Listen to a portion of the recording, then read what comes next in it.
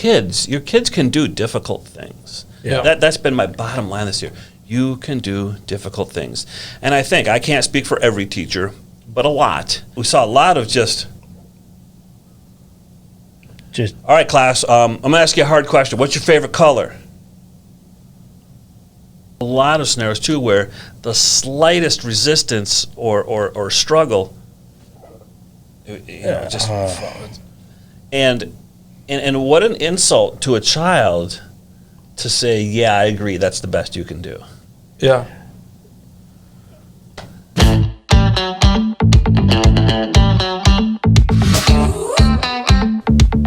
This is the Buffalo Community Podcast, all about the greatest small town in the USA, the people in it, and how it all works together. Here are your hosts, Tyler Reiss and Mark Benzer.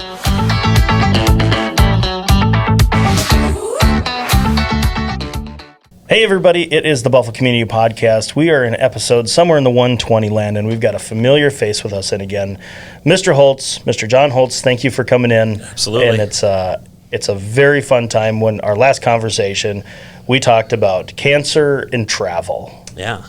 What a great combination. Yeah. But we talked for a long time. We talked did. for a lot of things. It rolled, and it was good. It was organic. Yeah, very fun. What do you want to talk about today? Well, I have veered from the path when I was thinking about what to talk about. I came up with a trifecta of death, disappointment, and defeat. Seriously. Yeah. Yeah. Just because I think that's good for people. Not the whole death thing, but acknowledging that it's coming. But I thought, no, that's just too much. No. Yeah. Yeah. That trifecta is a little heavy.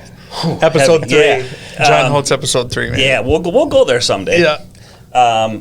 So what I want to talk about today is kind of this, and I think everybody's aware of it, especially if you're in my field, kind of this educational hangover, if you will, not an alcohol-induced hangover. This educational, what I call it, an educational hangover from the COVID era. And tying into that, and I've talked to my students about this, and being really thankful and appreciative of people who are willing to. A polite way would be to call you out. I would say kick your butt. Yeah. Especially early in your life. It's good to have those people, I think. Yeah. Yeah. Let's start with the COVID educational hangover. Yeah. Go into that. I think we can all maybe kind of guesstimate, where you're going. But I'll let you speak the words. Was our episode pre-COVID? I think we're in the middle. Right in the middle of it. Okay. I think All right. it was I couldn't remember. I should have looked summer that up. of 2020. Sure. So kind of at the height of it. It wasn't last summer. So a little bit of the spring Yeah. COVID, and you had a full year, Yeah. 2 full years. Yeah. So all right. I think Yeah, that was the you're date. probably right. Wow. So Right. Educational hangover. Yeah, last year was really interesting, and I think a lot of us teachers were surprised, to put it politely. yeah. At well, let me backtrack before I even talk about last year. During COVID, if you the good teachers, and BHS is full of them, and I think teachers all over, when distance, we showed a lot of grace. Mm-hmm. I know from my own experience, like dumpsters full of grace. I mean, and that's not an analogy, but just a lot. Okay. Yeah. And that was a good thing, because we were in uncharted waters there. So we did what we could do to help kids, and that included showing a lot of grace. I accepted assignments that had they been turned in a quote normal previous year, you would have seen Holtz lurching up into midair, falling onto his back with laughter, like the old cartoon. Yeah. Yeah. But okay, they're doing artwork at their kitchen table. Okay. With mom and dad. Right. Maybe. Here's a get out of jail free card. Yeah. So we did. We showed a lot of grace, and that, like I said, that was a good thing. Coming back, and I kind of, I had this in the back of my head. We better tell kids and parents. So especially parents, if you're seeing this thing, pay attention. I got some great stuff for you. Yeah. that look,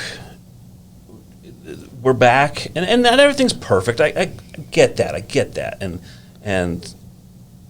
but your kids can do difficult things. Yeah. That's been my bottom line this year. You can do difficult things, and I think I can't speak for every teacher, but a lot, and myself included for sure, saw a lot of, well, a couple things. We saw a lot of just. All right, class, I'm going to ask you a hard question. What's your favorite color? Yeah. If I could do a cricket noise, I would be doing that. We'll insert that. We'll fix it. Fix everything in editing. Yeah. So there was that.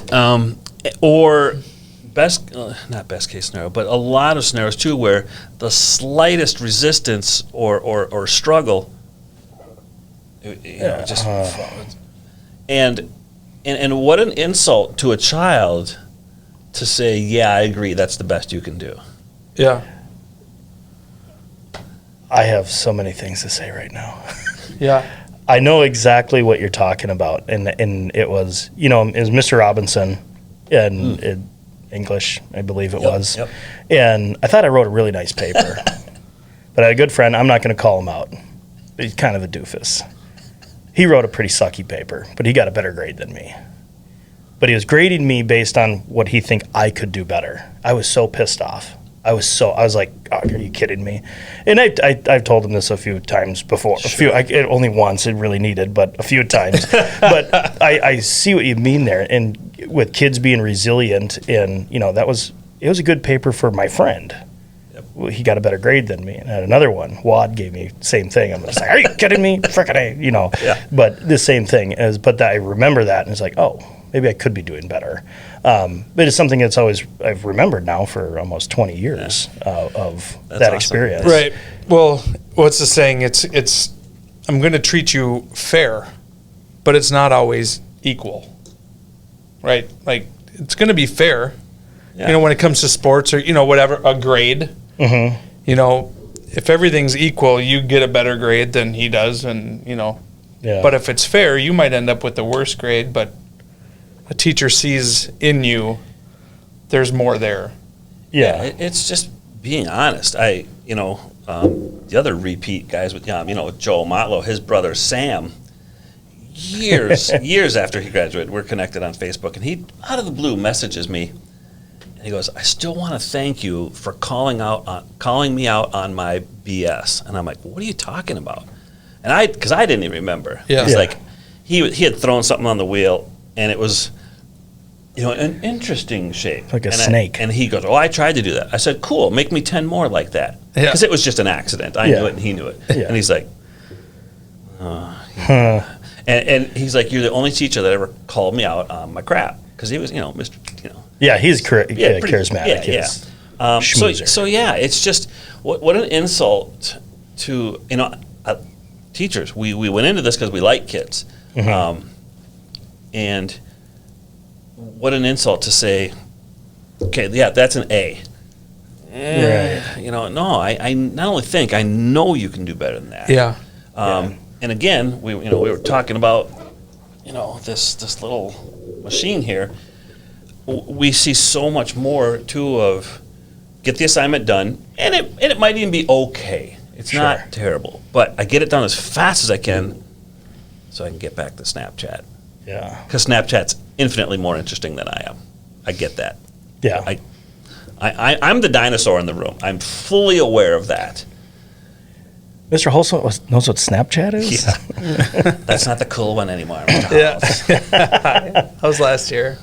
Yeah. TikTok. I feel like we're kind of transitioning, and not that we can't come back to this or not, but I feel like this a nice transition to being thankful, like Sam, for the people that call you out, kick your butt, whatever, however you want to say it, and I'll let you kind of kick that conversation off too. I kind of had this conversation. We have an advisory hour now. Not hour, but short time. Yeah. And I was talking to my students in my advisory. I can't remember what the theme of the day was, but I was saying, be thankful for those people. And my holy trinity, kind of go in order they entered my life. And first was, and maybe I even talked about Keith last, my wrestling coach. I may have talked about him last time. Keith was old school, to the point of he probably would not hold a high school coaching job. Sure. And I don't. Buffalo had a guy like that. What's that? Buffalo had a wrestling coach like that. Yeah. Probably not cut out for Yeah.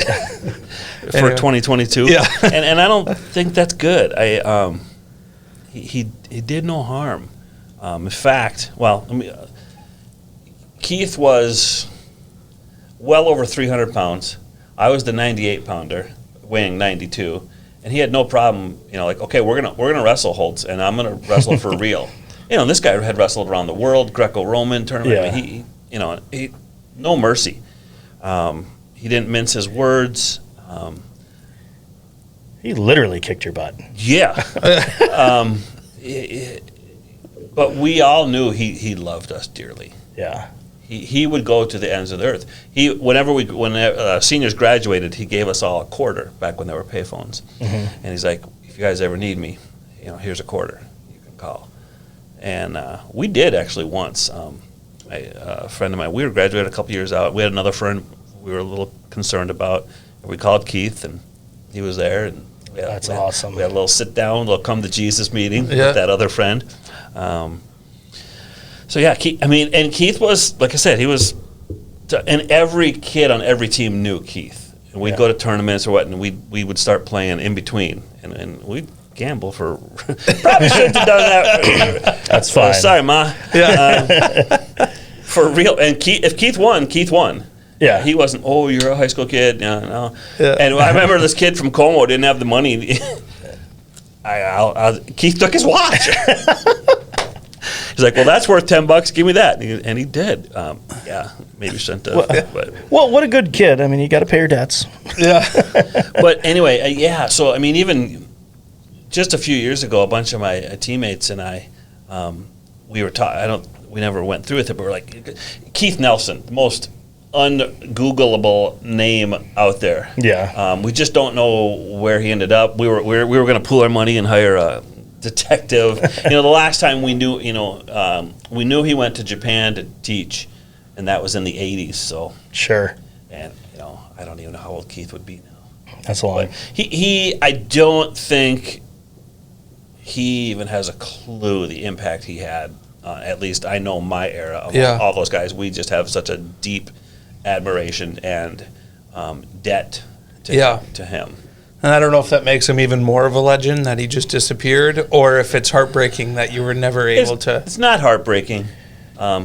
Heroes get remembered, but legends never die. Yeah. But yeah, I hope he has some notion of the impact he had, because I don't know if he does, and that's the only thing that's a little tough to swallow. Yeah. But a legacy lives on Absolutely. of that. Yep. Remembering that, and then obviously it's transcended into you making an impression on youth and hope all so. that. And we're sitting here today talking about it. And Still. let's take us to your next one. That would be Mr. Clerks, my art teacher. And I didn't meet him until my senior year. We were Kellogg and Ramsey, two Roseville area high schools that my junior year we merged into one, but we still had East and West campus, so we were still in our own building. So I had Mr. Grangs, and Mr. Grangs is a great guy, very nice guy, and he let me paint what I wanted to. And I painted my favorite rock stars, and I did it pretty well. My friends would buy it, and that made me feel good. Yeah. But I wasn't creating anything. I would just look at Hit Parader magazine and go, okay, there's Vince Neil from Motley Crue. I'm going to paint that. Here's the singer from Judas Priest. I'll paint that, whatever.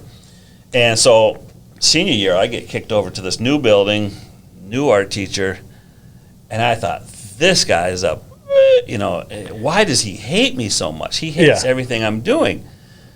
Well, again, it's just, and you don't know it in the moment. Right. And especially it's hard for a kid. Yeah. Because I did not like him at first. But we worked through this. My parents still have the painting in their home. And it ended up winning a national award. And I went, oh, maybe this guy kind of knows what he's talking about. And so he changed the trajectory of my life. My parents were both teachers. It's not that college was foreign to me, but I had no plans Sure. to go to college. Senior year, I was just, and he asked me, well, what are you going to do? And I knew, I like, well, there's this warehouse over there, and I've seen guys driving a forklift. And he like, gave you that loving cuff upside the back of the head. And I'm like, He's like, well, you need to at least come look at this school. And it was MCAD, Minneapolis College of Art and Design. And at this point, I hadn't taken the ACT, maybe took the SAT, but I know I never took the ACT. So I know he pulled some strings to get me in there. Sure. Maybe I didn't need it, but I think, because it was so late in the process too. So we drove down there together, and I called home and I said, I think I just enrolled in this art school. I'm not sure. And I did. Whoa. And Filled out a form. went there for 2 years. And that's where I met my third. But before I talk about Dean, the good thing is Clerk's, his son is now the art teacher at Roseville High School. Oh, cool. So a couple years ago, I reached out to him and I said, Todd, is your dad still around? I would love his contact info. And he is still alive, living down in Texas. So I wrote him this letter. And again, I don't think he understood. There's so many of guys in my era. We were high school art teachers. He had a big impact on us.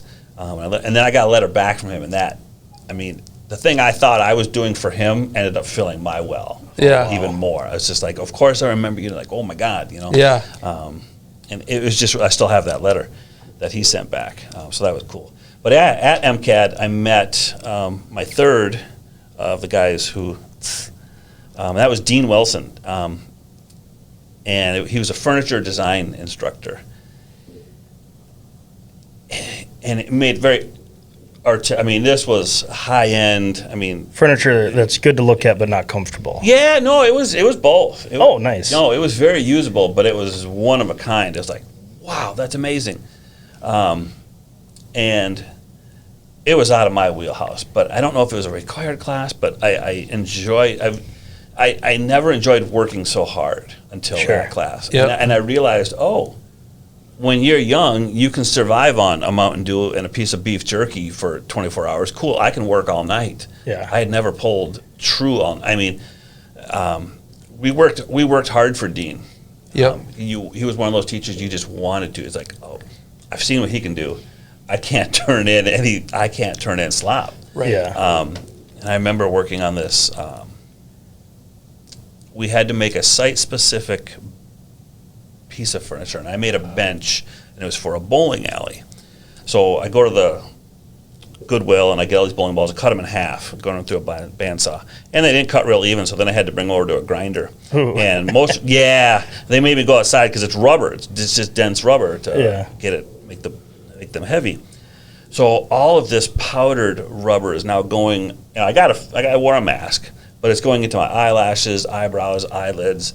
I looked like Alice Cooper for like 3 days. I love it. I could scrub. And I remember going to my friend Bob's house, and we just walk in, and all of a sudden I hear him, is John experimenting with makeup? I said, no, Linda, it's not eyeliner, it's just bowling ball dust. That makes that clears it up. Yeah. Oh, yeah. It's just bowling ball dust. So it's drugs he's on. No. But I really learned how to work at MCAD. It was MCAD in general, because everyone just kind of, it's just kind of, and there were a few artists that didn't get it, but I'd never met a harder working staff and some of my fellow students. We would work all night, and it was just fun. You wanted to produce for Dean. Yeah. So those three guys just put Do me you talked about these people may never know that impact, and as being a teacher for so long, you probably have an idea of some of the impact that you made, but it's countless of many times of people that never actually said, no, Holtz made an impact on me, but now they're doing great things. Like there's probably so many behind the scenes of all teachers said, yeah, you've picked your not quote unquote favorites, but the ones that are like, I could see that impact that we made as teachers. But it's those people that just sat back and maybe it didn't click until they went to college or their job and or it's anything like that. It's funny because sometimes whether I'm connected on social media with them or sometimes they just find me and shoot me a message. And in all honesty, sometimes the kid you thought was just following on every word you said. Who are you? Yeah. And the kid you didn't think was paying attention can quote you verbatim 25 years later. It's like, Yeah. oh, you were paying attention. Yeah. But yeah, it's hard, you want to measure your impact, but welcome to teaching. No. Right. When you work for Dan Scherber and you lay down sod, you can see at the end, cool, we did a good job. Yep. We did a good job today. Yep. It looks beautiful. Sucked. And that's, but it looks great. yeah, I haven't done it in a few years. 2005, right after cancer, I worked for Dan. That was a good idea. Yeah. Who hasn't laid sod in this room? Yeah. I mean, have you ever you've done that? Yeah. Everybody, Luke? All right. Yep. So we're all in the same But here. at the end of the day, that's a good job. Yep. Teaching, it's very nebulous, and they go, and you don't always know. Yeah. So yeah, students reaching out is always a wonderful thing. I want to comment a little bit about that because like the people who kicked your butt, and there's one, and it was a wrestling coach as well. And I told him the story a couple of years ago now. We did a high ropes course. I think I was about 13 years old. We did a high ropes course, and he picked me. Learning now is because there's some troublemaker kids that needed a positive, light. And apparently, I just thought I was like, oh, cool. I get to go with coach, and we get to do this cool, fun activity. But learning no is because this kid doesn't have a dad or a brother, and he's a trouble, and he needs somebody to look up to. I didn't know I was that position, but I just thought I got to go do this fun thing. But we did this awesome. It seemed like it was 60 feet in the air. It was probably 15, but you got to climb up, and the goal was to go stand up on this log. You're not going to get hurt. There, and everybody's cheering you on, and I get up there, and I can't climb up there, and I was just like, no, I'm scared, I can't do it. Yeah, you can. And he goes, if the second you get down here, you're going to regret this for the rest of your life, and that's what he said. And I'm like, no, I can't do it. I was too much of a wuss to actually stand up on it, and everybody else did. So I get down there, and he was literally, I put my foot on the ground. I said, I want to try again. He goes, nope, you had your shot. And I thought, oh, are you kidding? So I remember this. And anyway, we reconnected, and I was talking to him. I said, Troy, I don't know if you know this. And he goes, dude, it was 30 years ago. Let it go. But he goes, he had no idea. Yeah. But I've always looked at that, and when you're at that and you've got the support behind you, I mean, just take that next one. And I always kind of do that. But he has no idea that happened. Sure. But he just like, dude, let it go a little. But I try and push a little bit because again, that was a prime example of people who pushed you outside your boundaries a bit there, and that's been amazing for me. So yeah, thank you because that just made this click. Going back to the first thing we talked, that's educational hangover and message for parents and students. Magic doesn't happen when you're comfortable. Mm-hmm. Yeah. Magic doesn't happen when you're comfortable. Mm-mm. It doesn't. So we've kids, parents, you got to be okay with not only be okay, again, be thankful for those people who are pushing. Yeah. Yeah. Like, oh, I don't think I like this. Yep. Cool. Stay there for a little bit. Yep. Go back because next time you do it, stay there. It's easier. Kids are resilient too. They're amazing. And I think way more than adults. Adults got comfortable in their life. And adults generally, I mean humans in general. Yeah. But kids, they have so much more room for expanding, and they're so resilient. And you get to see that. We didn't even know what we were supposed to be afraid of, or oh my God. I look back and I went, wow, that was kind of ballsy. Yeah. Doing this or whatever. Right. Yeah. I was like, oh, now that I'm in my 50s, I don't know if I'd try that again. Yeah. So, kid, and I say this to students a lot too. If you, and every teacher does, it's not unique to me. If you could see yourself through my eyes, you'd be floored. You'd be floored. You don't even know how amazing you are. Yeah. And what young people need to understand too is they are young. You've got times on your side. If you just graduated from high school, you got 10 years to screw up. You could literally screw up for the next 10 years and be just fine. You're not even going to be 30. You're 28. Yeah. But I'll get students that will come visit and they're the ripe old age of 21, and they're maybe still finishing their junior or senior year in college. And what are you majoring in?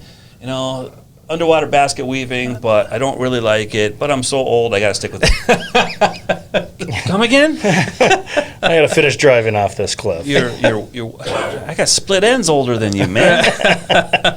Come on. But it's impossible to see that.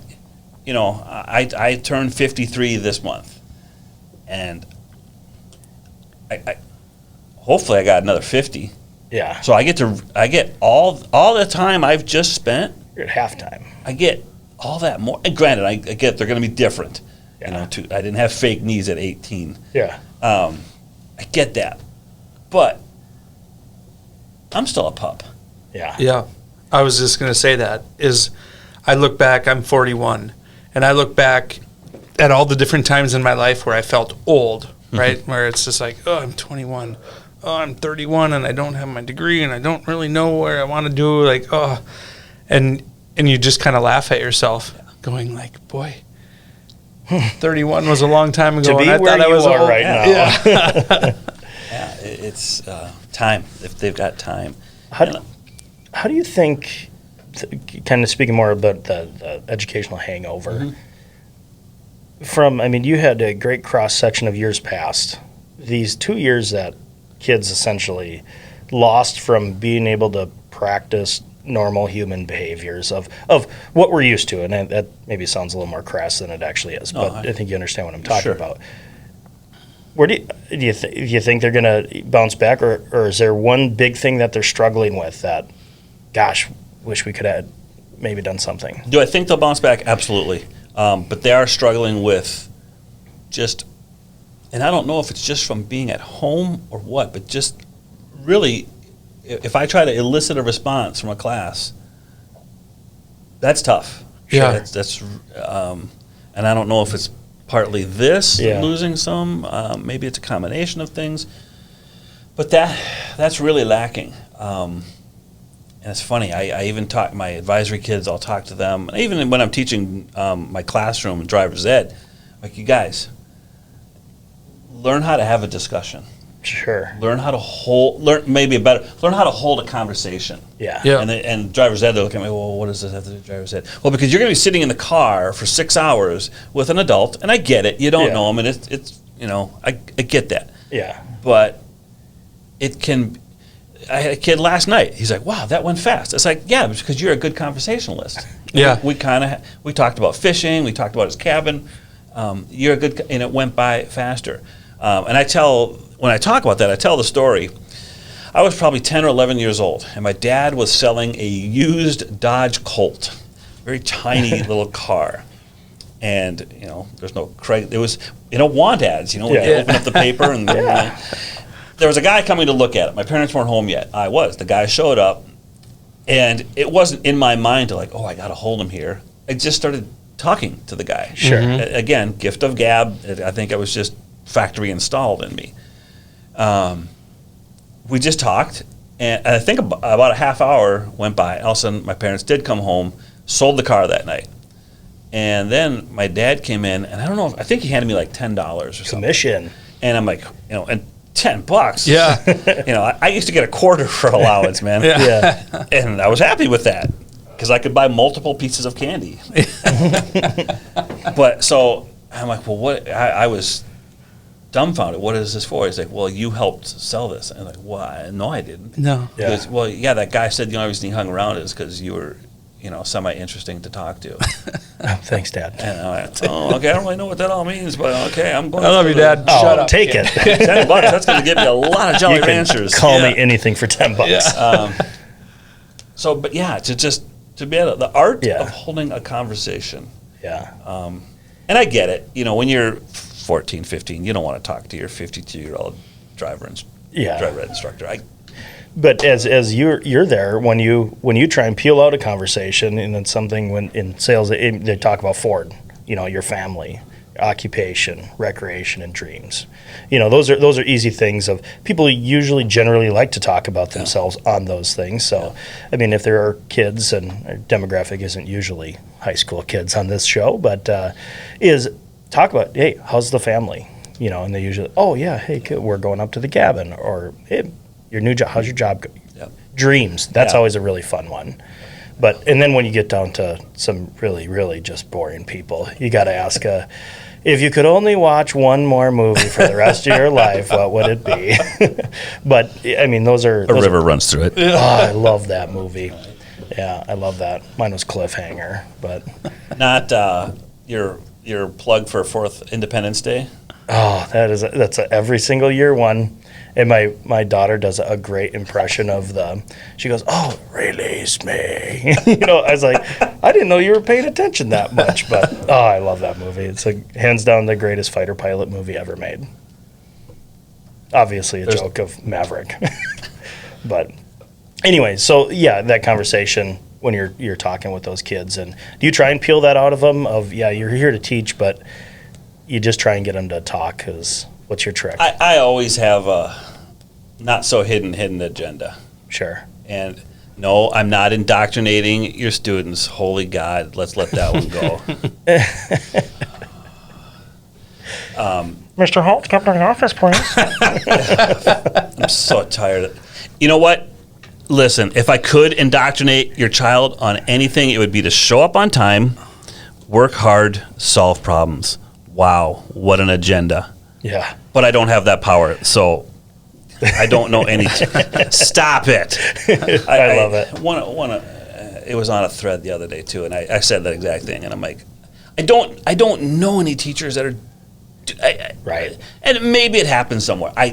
Yeah. I'm not everywhere, of course, but I don't see it, and I don't think we're that powerful. Yeah. Right. But anyway, wow. Struck a chord. Holtz triggered much? Yeah. What was I? Hidden agenda, not so hidden agenda. Yeah, ceramics, and I think we even touched on this last time. Ceramics is obviously what I teach, but what I want them to take away is, yes, you can solve problems. Yeah. You can, and to have that growth mindset of, oh, my skill set not set in stone. Mm-hmm. Things like that, and I don't know, to give back a little bit. That's why I love doing that silent auction at the end of the year. And just to open up doors for people. I don't think I ever posted, but I had three really big things that filled. It was a tough year, and at the end of the year, I always try to reflect a little bit. Okay, what filled your well? I had the three biggest things were, number one, coming back to coaching. Mm-hmm. Totally thought I was done with that. Not in a bad way. I was done. Yeah. And they asked, and I obviously ended up saying yes. And what a blessing! What a blessing! And when you talk about our kids' resilient, the gymnastics team we have right now. If you need your faith restored in young people, Yeah. come meet them. They are the nicest group of kids I've ever coached. They truly love one another. They build each other up. They work hard. They have a fantastic sense of humor. Awesome. What more can you ask for? Right. Yeah. So that was, what a blessing for me. That was one of the things that filled my well.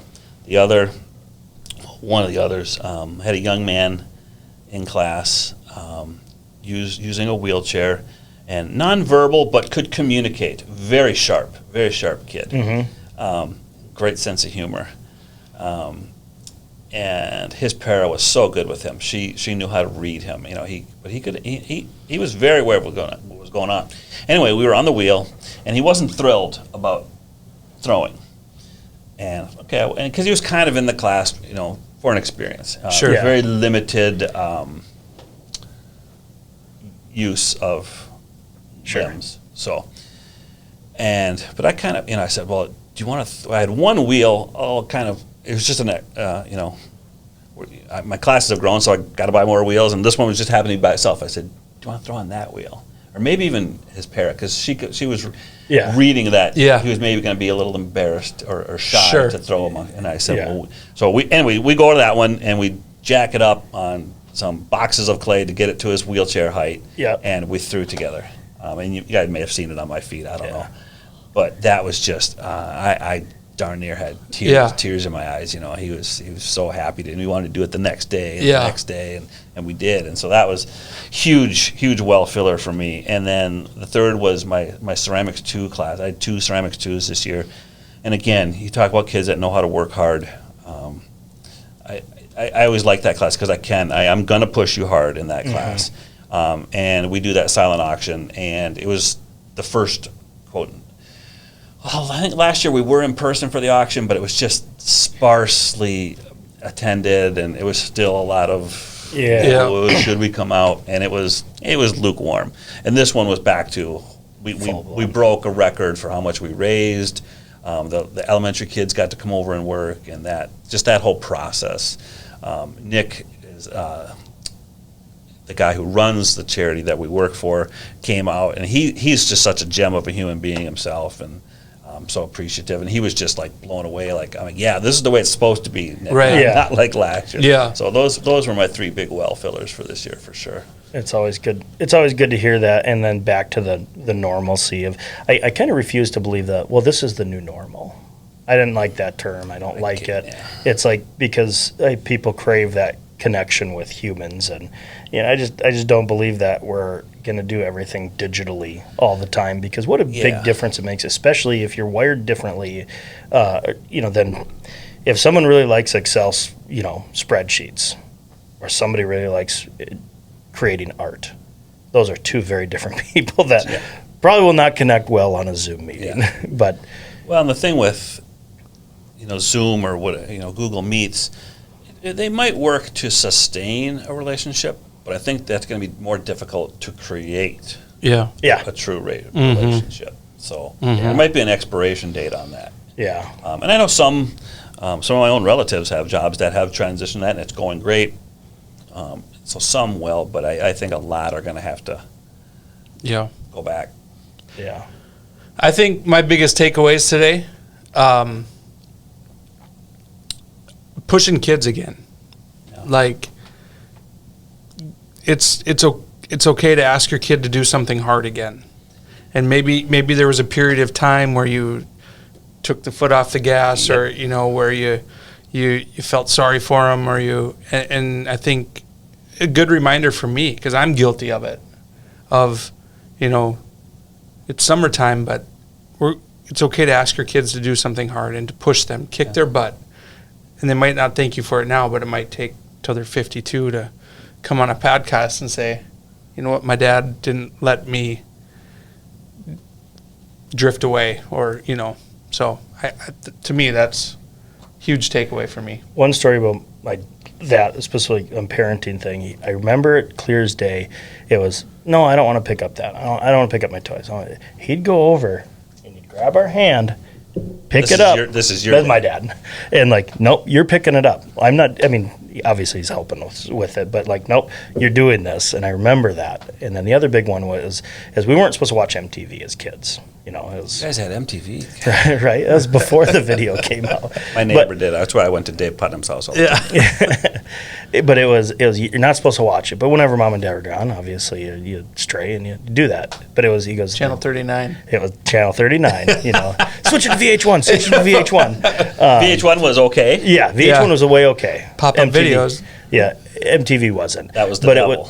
Yeah, exactly. But when you started doing the right thing or whatever it was they're trying to instill in you when nobody's looking, is what I remember on that, is doing the right thing when nobody's looking.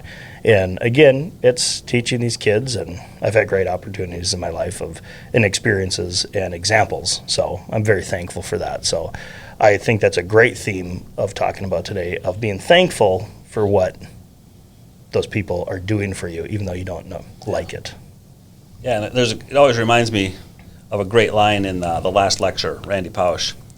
He talks about probably elementary age, a football coach was really kind of hard on them. And the other one kind of is a side note after practice, and he's like, you better be thankful for that, because when the people that care about you stop doing that, it means they've given up on you. Yeah. That's scary. Yeah. That's scary. Yep. And then if they're wise enough to comprehend that, of ooh, nobody's calling me out. Ruh-roh. Yeah. Yeah. That's a problem. Yeah. Can we close out with tie back to a previous episode of any trips planned this summer? Small one, going to the UP, Michigan, for about a week with the Nice. family. Trip in the works is maybe a certain North African country that has a certain shape, structure there. Nice. That would be next year. I'm working on it. Go check Cool. out the triangles. Nice. How was Lake of the Woods? It was rough. We did not get handed any fish. Yeah. We earned them. We did. We got our limit, and thanks to our guide, Jason Grohl, best guide up there if you ever go. Yeah. He's out of Wigwam right now. But it was cool. My son has never caught a walleye, so That's awesome. he got walleye, but we earned them. The second day, the roughest boat ride I've ever had. I don't get seasick, and I was starting to get a little, and you just get sore because you're just bracing for that next impact. And there was some big rollers, but still a good time. Awesome. That's always glad to hear. But we'll definitely get you back on the schedule for next year on another one. It's been a great, fantastic time talking to you again. Always. Thank you for coming in. Thanks. For the Buffalo Community Podcast, I'm Tyler Reiss. Mark Benzer. Jon Holtz.